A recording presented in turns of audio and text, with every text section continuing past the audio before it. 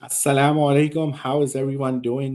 We are live back again. There was a gap because I was doing some Instagram lives and I have somewhere to be today for some commitment.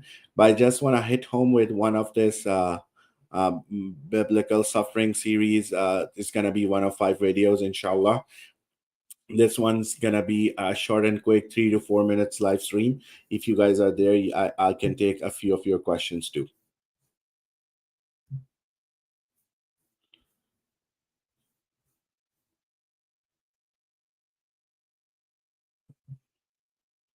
So this one's gonna be talking about Bible and suffering, guys. The first one we are gonna discuss is gonna be Psalms 22,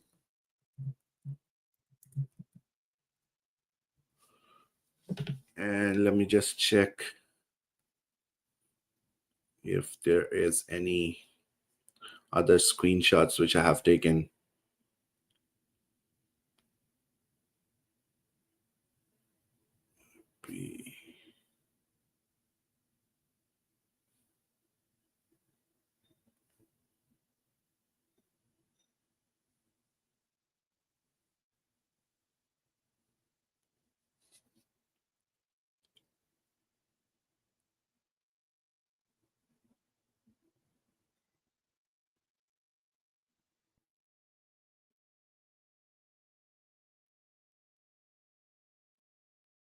All right, guys. So yeah,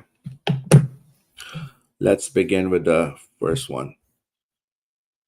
So this one's Psalms 22, obviously hundreds of years before Jesus. And also want to discuss something before redirecting conversation towards this verse 1 and 2. Sensus plenior is its term used for understanding text as per Christians in a fuller, more descriptive sense. And they imply towards, there's an example of Prophet Moses striking the rock and the water gushing out. This one's going to be, I think they say that it was mirrored by or shared by Paul or endorsed by Paul in 1 Corinthians 10:4 and 1 Corinthians 10 11 or 10 to 10:10. I think I'm just gonna write that down on in the comments so you guys can come back and look at it later.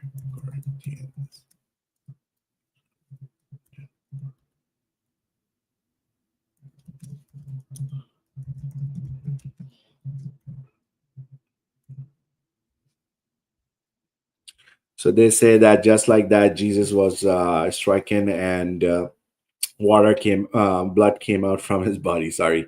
So yeah, let's read this one and then we can discuss other. Actually, just gonna quote this Christian scholarships understanding of the thing. Since God has chosen to communicate through scripture, one must assume that his method of communication is adequate and therefore comprehensible. So this one goes against the sensus plenior meaning, guys, because you have to believe that text standalone is good.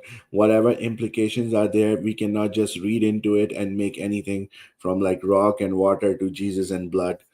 These are kind of like, different areas of sword. All right, so this is gonna be the verse one is the one which we have to be looking at it. This we're gonna be reading 6 verses from Psalms, and we're gonna go and see how in Gospel of Matthew thinks this is. So let's go. So verse 1, my God, why have you forsaken me? Why are you so far from saving me, so far from my cries of anguish? My God, I cry out by day, but you do not answer, by night, but I find no rest. Also, guys, so the first line of the verse 1, they say Prophet Muhammad alayhi salatu wasalam, when he came back from Taif and he was wounded, he said to Allah subhanahu wa ta'ala that My Allah, please forgive them, for they do not know what they're doing. And some Christians, they say that, oh, Prophet Muhammad was quoting Jesus Christ and stuff like that. So here you can see when Jesus was being crucified, he said the same thing, Eli, Eli, lama sabachthani, which basically he was quoting David. So according to Christian paradigm, unless they're thinking about some foreign something which is foreign to Bible, in Christian paradigm, this should not be a problem because Jesus quoted David too. All right, moving on to the other slides.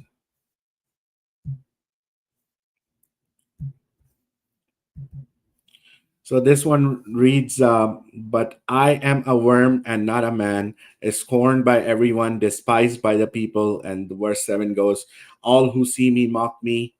They hurl insults, shaking their heads.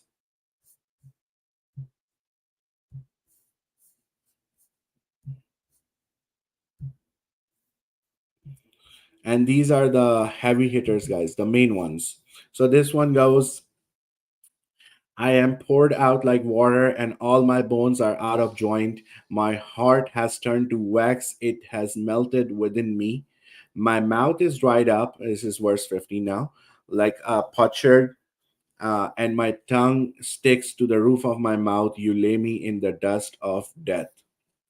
Now, all these suffering, all these verses from this, and also from Isaiah, I believe there is one, I think in chapter 53.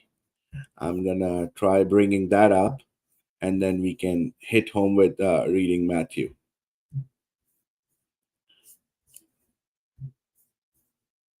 So this is Isaiah verse 53, chapter 53, verse 4. It says, and this is going to be exactly word for word in Matthew, guys.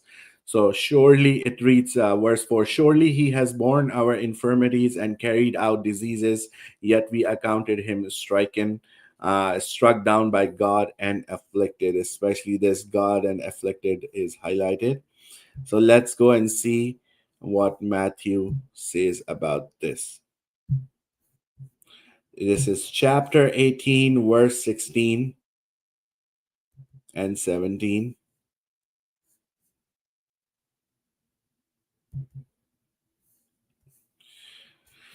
So here he says that since Jesus casted out demons from whoever was demon possessed, and he cured all who were sick. Now the verse 17, look, I want you to look at the highlighted words, guys. This was to fulfill what had been spoken through the prophet Isaiah. He took our infirmities and bore our diseases.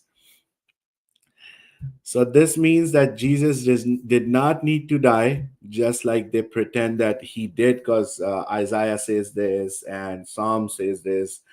However, Matthew, if he was, according to them, was an actual disciple of Jesus, even though it was talking in third person, and he mentions tax collector Matthew in his gospel.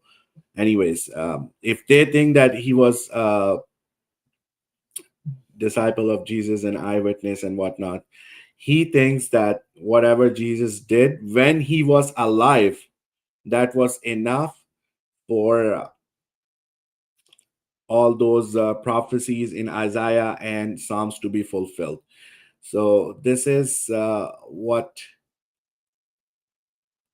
is hidden from a lot of people, because just because they're born into Christianity, Catholicism, whatever it is, but you guys, the Muslim people, can highlight these things to them, and I'm gonna be making some shorts about this and posting it and making it viral. So inshallah ta'ala, we'll see how it goes. All right, guys, assalamu alaikum, take care.